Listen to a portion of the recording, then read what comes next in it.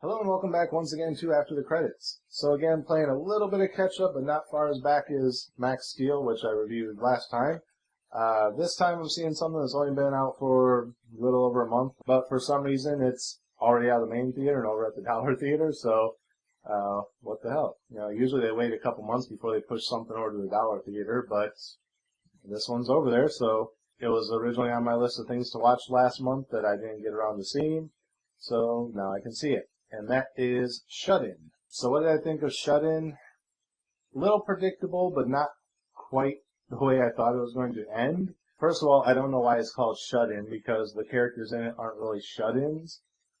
Shut-in is kind of someone who doesn't ever go outside the house for any reason. They have like everything delivered to them. They don't even really like entertaining other people in their house or like really opening the door for anyone unless they absolutely have to. This lady basically, her husband and son are in a car accident, and her husband is killed, and the son survives, but he's basically a vegetable, so she has to feed him and bathe him and dress him every day. And then she just kind of parks him in front of the TV all day. And she is a psychiatrist or therapist or something, and she's basically set up a office kind of in her garage area, off in a separate building from the main house, and she runs her practice out of there. So people come, meet with her, do their therapy sessions, sort of at her house, but not inside her house. So already right there, she's not a shut-in. Yes, she's staying on her own property, but that's because she has a disabled son who she doesn't want to leave for long periods of time, and she doesn't want to have to trust a caregiver and all that. So she's like, well, if I'm right next door, if something happens, I can go over after every client and check on him or something, make sure he's okay. If something happens, I'm right there, whatever. So she doesn't really do a whole lot. She does run into town occasionally and get groceries. She does have an assistant at one point that brings her some groceries, but for the most part, she seems to do like all her outdoor stuff on her own. She just doesn't like to be away from the house for a long period of time with the disabled kid there.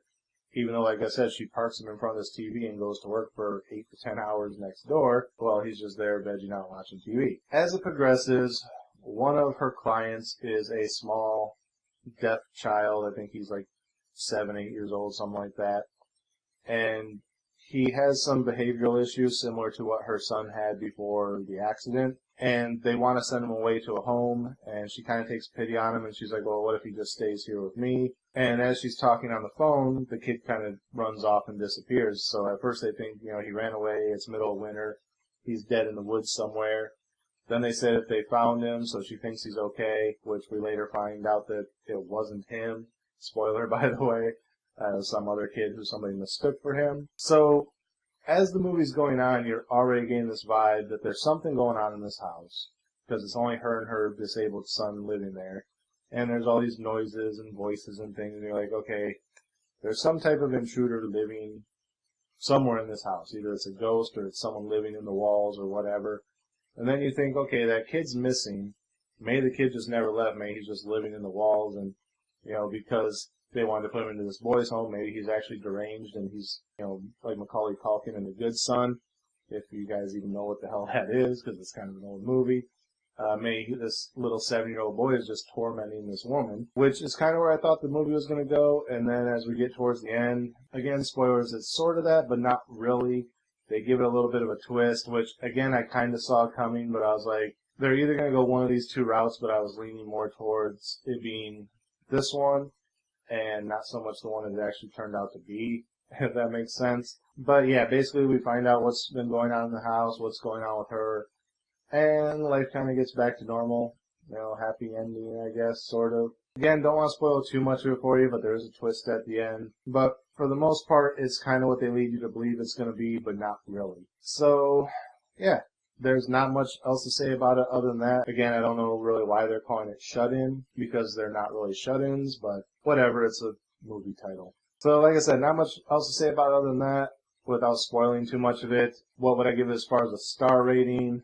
Honestly, I really have to decide if I like this better or worse than Max Steel now, because I gave Max Steel a 1.5, and I kind of feel that I like this one a little bit better than Max Steel, but at the same time, because I'm not familiar with Max Steel, there was a little bit of a mystery in there, where this one, it was kind of predictable, but I don't feel that it deserves to be ranked the same as Max Steel. So, as much as I want to give it like a 1.5, or even lower, I think I kind of have to give this one a 2. And that's only because I ranked Max Steel 1.5, and I found this one minutely more enjoyable than Max Steel. Like I said, Max Steel's only downfall was it was an hour and a half of no Max Steel until the last 10 minutes, and this one, the main downfall was it was overly predictable. You knew what was going to happen from the start, how it was set up. They did give you a little bit of a twist, so it gets a bump for that, but the twist wasn't quite enough to really make me go, oh my god, I didn't see that coming. It was like, oh, that was one of the two options. I was just weighing more on one side than the other. So yeah, I think I'm gonna give it a 2. So that's it for this episode. Again, as always, thank you guys for watching. Remember to like, comment, subscribe, share the video. The links are in the description. Also, hit that bell up there. Make sure you get notifications when I post these new videos. Because for some reason YouTube decided that subscribing wasn't enough. Now you have to tell them that you want to know when your subscriptions put up new stuff. I don't know. YouTube will figure it out. I leave that to the bigger names to figure out, not me. Once I get like 50 bajillion viewers like some of these other guys, I might start voicing that opinion more. Probably not, honestly. But yeah, so that's it. Do all that stuff I just said, and until next time, we'll see you after the credits.